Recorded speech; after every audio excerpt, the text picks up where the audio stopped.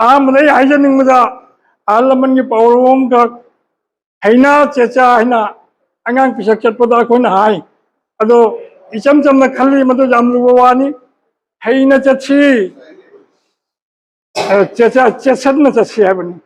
हईना चसी चेक्सन्ना चसी हाबदी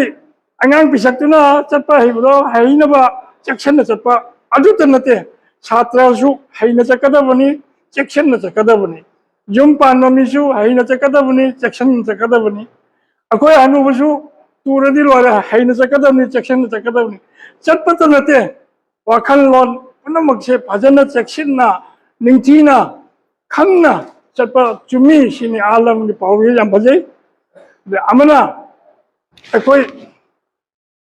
अगांसिंग हुजी नौनौग लैबा result फजब कांगुजे यामना नुंगाय तुमनि पुंसिदा अफबो ओरक्सनु अदुंगो अदुगसु मितै पावरो म लै यामा जलौ फाबी तुंगी पोलो जेंगनसि हादना जलौ बारे आई फर्स्ट डिवीजन पास तौरे पोजीशन लौरे आइना हराउरिसे तुम कोइबो पुंसिदा मदुई कानबदो खोय फंगनबो होनसि नसि हराउरे हादना नसी फारे हादना नसी न लोथोक्तबा तुम कोइना चथबा नसी की पुंसिसिना अखोय हयेंगी पुंसि ओइदोनि नसी हाइबो मतमजे ख्वाइदे फजब मतमनि मसिगा कोइना हयौनबा तमौनबा खंगौनबा अफबा लंबीदा चटनबा मसि कन्ना अखोय होनगदबनि अदो आया पाउताक नै सुलौबिउनो अदुगा खंजलगा कानबरा हाइबदो खंग लौसनबिउ इमाइबेन ममा ओबी सिंजु ख्वाइदे लुबनि ममा फारबदी मचा फै हाबसे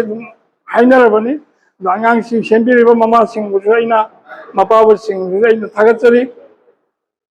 अदुगा आंगांग सिंगदा अखोय ममांगैददी श्लोक सु लै विद्या ददाति विनयं हैना अतसु श्लोक तो सांगे हायरगे विद्या हाइबदी लाइक लाइसु हाइदीबसे अखोयदा नोलुप तंबी बनाना दो लाइक लाइसु जाम हैरेगा नोलुप याउद्रबदी पुंसी सक्सेस होइनी हाबसे खनबा वाय ममांगैददी लाइक तंबा हाबसे नोलुप तंबनी बजाना हाइबनी जामना डिसिप्लिन होइबनी जामना ओबीडियंट होइबनी मसे अखोय लाइथोक जादे आनगी वानी दो होजिकी जामना आउटडेट होइरे चन्नदा वानेन खनबीगनु तुंगी पुंसीदा जामना चेसु ओइगदबा दुगो पोसंग गतनी अदुगा डिसिप्लिन थादोपीगनु ओबीडियंस आलमन हाबिनबिउ आदोगी मतम ममन खनबिउ मतम जे आइडल लेवे हैना तन्न तन्न मतम मांगन मजा आई तुंगी पुंसी मांगबनी मतम मांगन गनु तनगनु होजिका नारोंदा पुनमक्ति नते नोय फादन लाइसिनी अंगा घरदी लै मोबाइल पाइरगा फमुना तुमना हिपना मपुंसी मांगनबा मतम मांगनबा मदो मसासु फाबा जौरवदबनी हक्चांग पगाइदी मरम खरा लै चाबा नियम चुंगनी होजिका अंगांसिंग चाइजे कोनी कांदे मैं दुकान पोत याम चाबसी मोता है लै आदि कोमला थैबों कफोय हैनौ असिगुम जुका चाबा फै अंगांसिंग बेबदु चादे अदुसु चाबा फै नादनबा जेकनबा हक्चांगना ख्वाइदै मरुओइबा लन्नी हक्चांग लैत्रबदी करिम कानदे हक्चांग से सोइदनबा हक्चांग फनबा होनबिउ अदगी अखोय मेतै समाजनि हुजिक सिदरैसिना लाइगी थबक नारदी नेसा याउद यादरे मसी आहल लमनसे याम फत्रे मसी आहल लमनसिंगे कमाय तौना फगदबना मसाना नेसादा गाउले रे अदुना कमाय तौना मचादा नेसा तौना हाइनी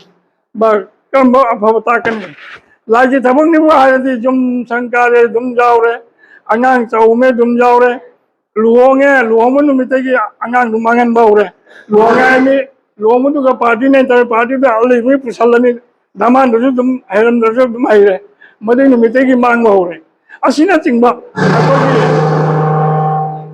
मैतगी धर्म कर्म से खरदी दोको भाई लाइगी थबक ने आरेगा लाइगी थबकी थवा याउद्रे इरान द ताउनरे अमसुंग निसादुना नमक नसासे कंपलसरी जावरे मसे यारिंगे हौरीबा नारोन द कई तंबीदोरी आदो नारोन मोइना सेक्शन गदबदी नेसासे खंगे नेसा थको कांगुजिना क्याम कानबा कानदबा लुदे इन खंदरबुनी आइजंगमदे अदम देवगा पुंसी तेन मुझे सिम दिखांगे नेसा जामना तवमीना पुंसी सांगे मसा फादे टिंग टिंग लाउना लेते मरम मदुना नेसा हाइबा पोसे सोइदबनी तंग तंगोदबने की मोतदी नशा जाओगनी ज्ञान ताना पुंची से लेन नुंगाने पुंची लेन बाई होइगनी नशा ने ngang नुंगाइबदो तुम कोइने क्याम नुंगाइबा अदुदी अतोबो कांगुन खंबिगे तो जाई ने आई मोतदी नशा से सोक्तबना भाई को जाति से जामने सीधारे उजे आन होइबा कोइना लागी थबम चपदा हमी ननबा मी फंगदे चाक चाम दाइदा लोइने तोकिनी नशा की नेना अदुना अदुम मत आन चिंगदुना अमांग असेंसु लेत्रे फजबसु लेत्रे अरे मधुना अंगांसिंग मोइना ज्ञान ताना निसासे सोकनु लमचत साजत खा तमु इकाइबो तमु लोनुको तमु लमचत मांगदनबो तमु असे चिंजे आई आन अमा ओइना एक्सपीरियंस लेबदि दुम हाइजबनि यामने खंगै नंगामते अन पुंसीजे नुंगाइना लेबना फाइदे ममन ले यामने सक्सेस ओरे पैसा याम पाइले दलान याम सारा रजु मसादा लाइचुंग लेरबदि कानादे अदुना लाइचुंग लेतबा चिंता अरेमदा चिंता जाम तौदबा असिंबा नुंगाइबा पुंसीदो फाटनो मक्सु ओयहनिंगी पामनिंगी